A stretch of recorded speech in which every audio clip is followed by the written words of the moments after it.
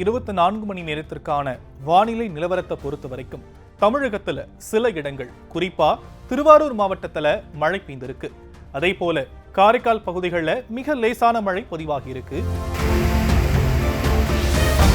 புதுவையில வறண்ட வானிலை நிலவியதா சொல்லப்பட்டிருக்கு. வெப்பநிலையை பொறுத்த வரைக்கும் அதிகபட்ச வெப்பநிலை பாளையங்கோட்டை பகுதியில் 39.5 டிகிரி செல்சியஸும், குறைந்தபட்ச வெப்பநிலையா கரூர் பரமத்தி பகுதியில் 21.5 டிகிரி செல்சியஸாகவும் பதிவாகி இருக்கு.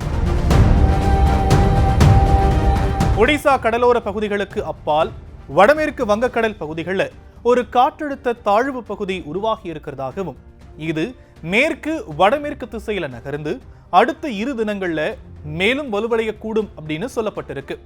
இதன் காரணமா ஆகஸ்ட் 27ஆம் தேதி நீலகிரி மற்றும் கோயம்புத்தூர் மாவட்டத்துடைய மலைப்பகுதிகளின் சில இடங்கள்ல கனமழை பெய்ய வாய்ப்பு இருக்குன்னு சொல்லப்பட்டிருக்கு. ஆகஸ்ட் 28 மற்றும் 29 ஆகிய தேதிகள்ல நீலகிரி மற்றும் கோயம்புத்தூர் மாவட்டத்துடைய மலைப்பகுதிகளின் ஒரு சில இடங்கள்ல கனமழை பெய்ய வாய்ப்பு இருக்குன்னு சொல்லப்பட்டிருக்கு.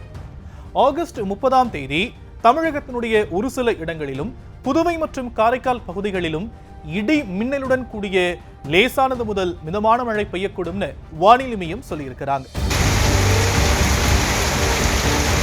ஆகஸ்ட் 31 முதல் செப்டம்பர் 1ஆம் தேதி வரைக்கும் தமிழகத்தினுடைய ஒரு சில இடங்களிலும் புதுவை மற்றும் காரைக்கால் பகுதிகளிலும் லேசானது முதல் மிதமான மழை பெய்யக்கூடும்னு சொல்லப்பட்டிருக்கு.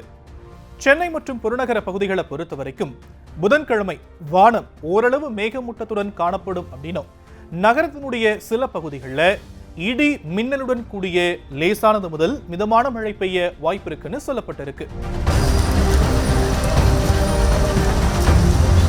வெப்பநிலையை பொறுத்த வரைக்கும் அதிகபட்ச வெப்பநிலை 35 to 36 டிகிரி செல்சியஸ் ஒட்டியும், குறைந்தபட்ச வெப்பநிலை 27 டிகிரி செல்சியஸ் ஒட்டியும் இருக்கக்கூடும்னு வானிலை மையம் சொல்லியிருக்கிறாங்க.